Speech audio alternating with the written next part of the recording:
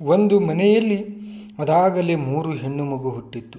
4ನೇ ಬಾರಿ ಕೂಡ ಹೆಣ್ಣು ಮಗು ಆದಾಗ ಅತ್ತೆ ಸೊಸೆಯನ್ನು ಮನೆಯಿಂದ ಹೊರಹಾಕಲು ಯೋಚಿಸಿದಳು.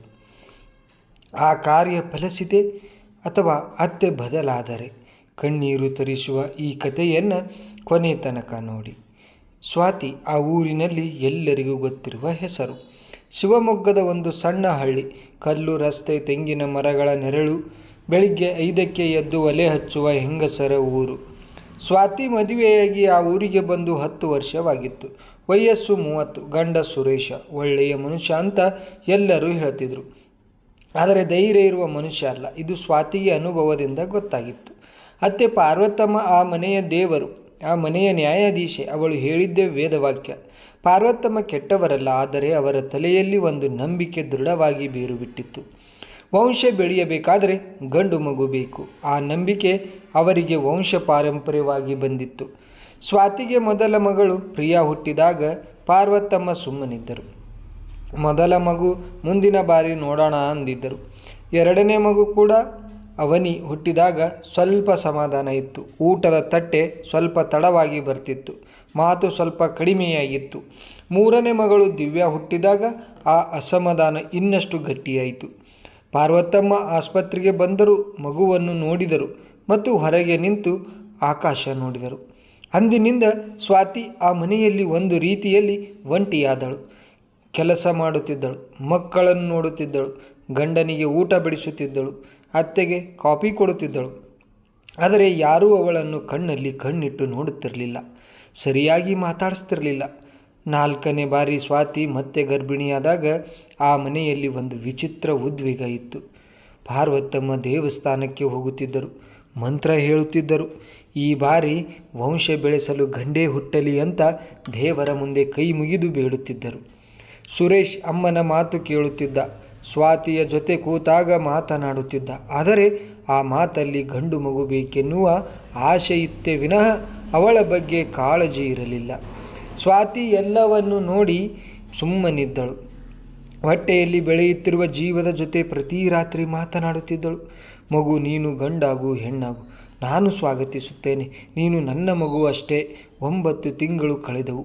ಆಸ್ಪತ್ರೆಯ ಬಳಿ ಕೋಣೆಯಲ್ಲಿ ಸ್ವಾತಿ ಮಲಗಿದ್ದಳು. ಮಗು ಹುಟ್ಟಿತು. ದಾದಿ ಅಂದಳು, ಹೆಣ್ಣು ಮಗು. ಸ್ವಾತಿ ಕಣ್ಣು ತುಂಬಿಕೊಂಡಳು. ಆ ಕಣ್ಣೀರು ದುಃಖದಿಂದಲ್ಲ, ಪ್ರೀತಿಯಿಂದ. ಆದರೆ ಜಗತ್ತು ನನ್ನ ಕಣ್ಣೀರು ನೋಡಿ ಬೇರೆ ಅರ್ಥ ಮಾಡಿಕೊಳ್ಳಲಿದೆ ಅಂತಲೂ ಅವಳಿಗೆ ಗೊತ್ತಿತ್ತು.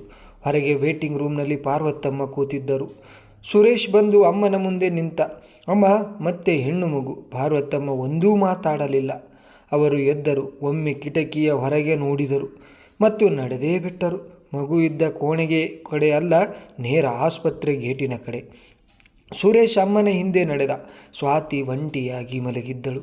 ತನ್ನ 4ನೇ ಮಗಳನ್ನು ಎದೆಗೆ ಹಚ್ಚಿಕೊಂಡು ಮಗಳು ಬೆರಳು ತನ್ನ ಬೆರಳನ್ನು ಹಿಡಿದಾಗ ಸ್ವಾತಿ ಮೆಲ್ಲಗೆ ನಕ್ಕಳು. ಮಗಳೇ, ನಿನ್ನ ಹೆಸರು ಮೇಘ ಅಂತ ಇಡ್ತೀನಿ. ನೀನು ನನ್ನ ಮಳೆ. ಮನೆಗೆ ಬಂದ ದಿನದಿಂದ ಆ ಮನೆಯ ವಾತಾವರಣ ಬದಲಾಯಿತು.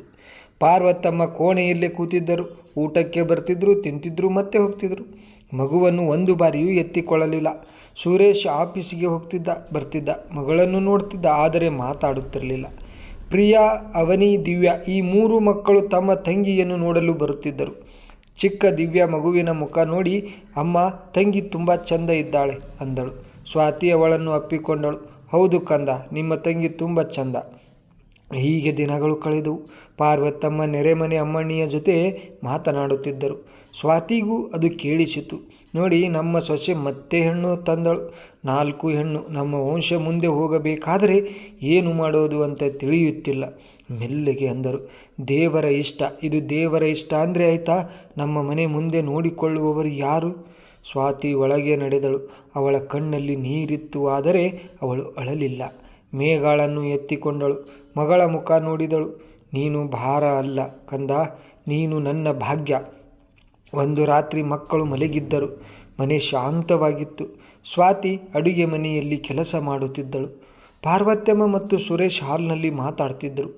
ಪಾರ್ವತಮ್ಮ ಮೆಲ್ಲಗೆ ಅಂದರು, ಸುರೇಶ್, ನಾನು ಒಂದು ಮಾತು ಕೇಳ್ತೀನಿ, ಮನಸ್ಸಿಗೆ ಬೇಜಾರು ಮಾಡ್ಕೋಬೇಡ. ಸುರೇಶ್ ಸುಮ್ಮನಿದ್ದ. ಸ್ವಾತಿ ಒಳ್ಳೆ ಹೆಣ್ಣೆ, ಆದರೆ 4 ಹೆಣ್ಣು ವಂಶ ಮುಂದೆ ಹೋಗಲ್ಲ ಕಣೋ. ನಮ್ಮ ವಂಶ ಬೆಳಿಬೇಕು ಅಂದರೆ ನೀನು ಇನ್ನೊಂದು ಮದುವೆ ಆಗಲೇಬೇಕು. ಸುರೇಶ್ ತಕ್ಷಣ ಅಂದ, ಅಮ್ಮ ಏನು ಹೇಳ್ತಾ ಇದ್ದೀಯ? ಸಿಟ್ಟಾಗಬೇಡ, ಯೋಚನೆ ಮಾಡು. ಈ ಊರಿನ ರಂಗನ ಮಗಳಿದ್ದಾಳೆ, ನಿನಗೆ ಸರಿ ಹೊಂದುತ್ತಾಳೆ. ಸ್ವಾತಿ ಅಡುಗೆ ಮನೆಯ ಗೋಡೆಗೆ ಹೊರಗೆ ನಿಂತಳು. ಅವಳ ಕೈಯಲ್ಲಿದ್ದ ಪಾತ್ರೆ ಕೆಳಗೆ ಬಿತ್ತು. ಆ ಶಬ್ದಕ್ಕೆ ಮಾತು ನಿಂತಿತು. ಸ್ವಾತಿ ಹಾಲಿಗೆ ಬರಲಿಲ್ಲ. ಅವಳು ತನ್ನ ಕೋಣೆಗೆ ಹೋದಳು. 4 ಮಕ್ಕಳು ಮಲಗಿದ್ದರು. ಪ್ರಿಯಾ, ಅವನಿ, ದಿವ್ಯಾ ಮತ್ತು ಮೇಘ. ಸ್ವಾತಿ ಅವರ ಮುಂದೆ ನೆಲದ ಮೇಲೆ ಕೂತಳು. ಅವಳ ತಲೆಯಲ್ಲಿ ಒಂದೇ ವಿಚಾರ ಓಡುತ್ತಿತ್ತು. ಈ ಮಕ್ಕಳಿಗೆ ನಾನೇ ಎಲ್ಲ. ನಾನು ಇಲ್ಲಿ ಇರಬೇಕಾದರೆ ನಾನು ಎದ್ದು ನಿಲ್ಲಲೇಬೇಕು, ಮಾತಿನಲ್ಲಿ ಅಲ್ಲ, ಕೆಲಸದಲ್ಲಿ. ಅವಳು ತನ್ನ ಒಂದು ಹಳೆಯ ಚೀಲ ತೆಗೆದಳು. ಮಕ್ಕಳ ಬಟ್ಟೆ ಜೋಡಿಸಲು ಶುರು ಮಾಡಿದಳು. ಮರುದಿನ ಬೆಳಿಗ್ಗೆ ಸುರೇಶ್ ಎದ್ದು ಕೋಣೆಗೆ ಬಂದ. ಸ್ವಾತಿ ಮಕ್ಕಳ ಚೀಲ ಕಟ್ಟಿ ಮೂಲೆಯಲ್ಲಿ ಇಟ್ಟಿದ್ದಳು. ಮಕ್ಕಳನ್ನು ಎಬ್ಬಿಸುತ್ತಿದ್ದಳು. ಸ್ವಾತಿ, ಏನಾಯಿತು ಅಂತ ಸುರೇಶ್ ಅಂದ. ಸ್ವಾತಿ ತಿರುಗಿ ನೋಡಿದಳು. ಅವಳ ಕಣ್ಣಲ್ಲಿ ಕೋಪ ಇರಲಿಲ್ಲ, ಅಳುವೂ ಇರಲಿಲ್ಲ. ಒಂದು ಶಾಂತ ದೃಢ ಬೆಳಕು ಇತ್ತು. ಸುರೇಶ್, ನಿಮ್ಮ ಅಮ್ಮ ನಿನ್ನೆ ರಾತ್ರಿ ಏನು ಹೇಳಿದರು ಅದು ನನಗೂ ಕೇಳಿಸಿತು. ನಾನು ಇಲ್ಲಿ ವಾದ ಮಾಡಲ್ಲ, ಕೂಗಾಡಲ್ಲ, ಆದರೆ ನನ್ನ ಮಕ್ಕಳು ಈ ಮನೆಯಲ್ಲಿ ಭಾರ ಅಂತ ಅನಿಸಿಕೊಂಡು ಬೆಳೆಯಬಾರದು. ಅದಕ್ಕೆ ನಾನು ಹೊರಟಿದ್ದೀನಿ. ಸುರೇಶ್ ಒಂದೂ ಮಾತಾಡಲಿಲ್ಲ. ಪ್ರಿಯಾ ಅಪ್ಪನನ್ನು ನೋಡಿದಳು. ಅವನಿ ಅಮ್ಮನ ಸೆರಗು ಹಿಡಿದಳು. ದಿವ್ಯಾ ಮೇಘಳನ್ನು ಎತ್ತಿಕೊಂಡಳು. ಸ್ವಾತಿ ಚೀಲ ಎತ್ತಿಕೊಂಡಳು. ಸುರೇಶ್ ನಿಂತ ಜಾಗದಲ್ಲೇ ನಿಂತಿದ್ದ. ಅವನ ತಾಯಿ ಬಾಗಿಲ ಬಳಿ ಬಂದರು. ಸೊಸೆ ಹೊರಡುತ್ತಿದ್ದಾಳೆ ಅಂತ ಗೊತ್ತಾಗಿ, ಸ್ವಾತಿ ಸ್ವಲ್ಪ ಯೋಚನೆ ಮಾಡಿ ಹೋಗು. ಮಕ್ಕಳಿಗೆ ಅತ್ತೆ. ಸ್ವಾತಿ ಪಾರ್ವತಮ್ಮನ ಕಡೆ ನೋಡಿದಳು. ನೀವು ಕೆಟ್ಟವರಲ್ಲ ಅಂತ ನನಗೆ ಗೊತ್ತು, ಆದರೆ ನಿಮ್ಮ ಮಾತು ನನ್ನ ಮಕ್ಕಳಿಗೆ ಗೊತ್ತಾದರೆ ಅವರು ತಮ್ಮ ಹುಟ್ಟನ್ನು ಶಾಪ ಅಂತ ತಿಳ್ಕೊತಾರೆ. ಅದಕ್ಕೆ ನಾನು ಅವಕಾಶ ಕೊಡಲ್ಲ. ಪಾರ್ವತಮ್ಮ ಮಾತಾಡಲಿಲ್ಲ. ಸುರೇಶ್ ನಿಧಾನವಾಗಿ ನಡೆದ. ಸ್ವಾತಿಯ ಮುಂದೆ ನಿಂತ. ಅವನ ಮನಸ್ಸಲ್ಲಿ ಏನು ಇತ್ತು ಅಂತ ಆ ಕ್ಷಣ ಅವನಿಗೆ ಗೊತ್ತಿರಲಿಲ್ಲ. ಆದರೆ ಅವನು ತನ್ನ 4 ಮಕ್ಕಳನ್ನು ನೋಡಿದ. ಒಂದೊಂದಾಗಿ ಪ್ರಿಯಾ ಅವಳ ಕಣ್ಣಲ್ಲಿ ಅಪ್ಪ ಏನು ಮಾಡ್ತಾನೆ ಅಂತ ಕಾಯುತ್ತಿರುವ ಪ್ರಶ್ನೆ. ಅವನಿ ತಲೆ ಕೆಳಗೆ ಹಾಕಿಕೊಂಡಿದ್ದಾಳೆ. ದಿವ್ಯಾ ಮೇಘಳನ್ನು ಗಟ್ಟಿಯಾಗಿ ಎಪ್ಪಿಕೊಂಡಿದ್ದಾಳೆ. ಮೇಘ ಅರಿಯದ ಕಣ್ಣಲ್ಲಿ ಅಪ್ಪನ ಕಡೆ ನೋಡುತ್ತಿದ್ದಾಳೆ. ಸುರೇಶನ ಕಣ್ಣು ತುಂಬಿ ಬಂತು. ಅವನು ಅಮ್ಮನ ಕಡೆ ತಿರುಗಿದ. ಅಮ್ಮ, ಇನ್ನು ಮೇಲೆ ಈ ಮಾತು ಬೇಡ. ಈ ಮಕ್ಕಳು ನಮ್ಮ ಮಕ್ಕಳು, ಗಂಡು ಹೆಣ್ಣು ಅದು ಎಂದಿಗೂ ಪ್ರಶ್ನೆ ಆಗಬಾರದು. ಈ ಮನೆಯಲ್ಲಿ ಪಾರ್ವತಮ್ಮ ಕೂತರು. ಅವರ ಕಣ್ಣಲ್ಲಿ ಮೊದಲ ಬಾರಿ ನೀರು ಕಾಣಿಸಿತು. ಸ್ವಾತಿ ಚೀಲ ಕೆಳಗಿಟ್ಟಳು. ಮಾತಾಡಲಿಲ್ಲ, ಅಳಲಿಲ್ಲ, ಹೋಗಲೂ ಇಲ್ಲ. ಬದಲಾಗಿ ಅಡುಗೆ ಮನೆಗೆ ಹೋದಳು. ಒಲೆ ಹಚ್ಚಿದಳು, ಕಾಫಿ ಮಾಡಿದಳು. ಪಾರ್ವತಮ್ಮನ ಕಪ್ಪನ್ನು ಅವರ ಕೈಯಲ್ಲಿ ಇಟ್ಟಳು.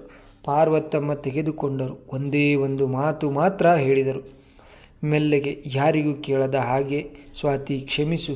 ಸ್ವಾತಿ ತಿರುಗಿ ನೋಡಲಿಲ್ಲ. ಆದರೆ ಅವಳ ಮುಖದ ಮೇಲೆ ಒಂದು ಸಣ್ಣ ನಗು ಇತ್ತು.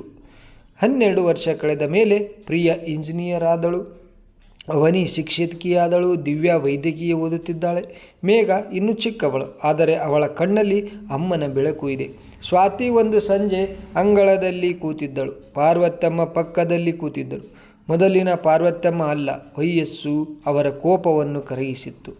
ಸ್ವಾತಿ, ನಾನು ತಪ್ಪು ಮಾಡಿದ್ದೆ ಅತ್ತೆ, ಆ ಮಾತು ಬೇಡ. ನೋಡಿ, ನಮ್ಮ 4 ಹೆಣ್ಣು ಮಕ್ಕಳು ನಮ್ಮ ವಂಶ ಬೆಳಗಲು ಸಿದ್ಧರಾಗಿದ್ದಾರೆ. ನಮಗೆ ಗಂಡು ಮಕ್ಕಳಿಲ್ಲ. ನಮ್ಮ ವಂಶ ಎಲ್ಲಿ ಹೋಗಿದೆ? ಪಾರ್ವತಮ್ಮ ಸ್ವಲ್ಪ ಹೊತ್ತು ಸುಮ್ಮನಿದ್ದ. ಎಲ್ಲೂ ಹೋಗಲಿಲ್ಲ, ಇಲ್ಲೇ ಇದೆ, ಇನ್ನಷ್ಟು ಚೆಂದ ಆಗಿದೆ. ಸ್ವಾತಿ ನಕ್ಕಳು. ಅಂಗಳದಲ್ಲಿ 4 ಮಕ್ಕಳ ನಗು ಮಾರ್ಧನಿಸುತ್ತಿತ್ತು. ನೋಡಿದ್ರಲ್ಲ ಸ್ನೇಹಿತರೆ, ಹೆಣ್ಣು ಮಗು ಭಾರ ಅಲ್ಲ, ಭವಿಷ್ಯದ ಬಲವಾದ ಆಧಾರ. ಅದನ್ನು ಭಾರ ಅಂತ ನೋಡುವ ಕಣ್ಣು ಮಾತ್ರ ದುರ್ಬಲ. ಹೆಣ್ಣು ಮಕ್ಕಳಿಗೆ ರೆಕ್ಕೆ ನೀಡಿ ಆಕಾಶವೇ ಅವಳ ಮಿತಿಯಾಗಲಿ. ಇನ್ನಷ್ಟು ಇಂಟ್ರೆಸ್ಟಿಂಗ್ ಕಥೆಗಳಿಗಾಗಿ ನಮ್ಮ ಚಾನಲ್ ಸಬ್ಸ್ಕ್ರೈಬ್ ಮಾಡಿ. ಹಾಗೆ ಇತರರಿಗೂ ಕೂಡ ಈ ವಿಡಿಯೋನ ಶೇರ್ ಮಾಡಿ, ಲೈಕ್ ಮಾಡಿ. ಮತ್ತೆ ಇದೇ ರೀತಿಯಾದ ವಿಡಿಯೋದೊಂದಿಗೆ ಸಿಗೋಣ. ಧನ್ಯವಾದಗಳು.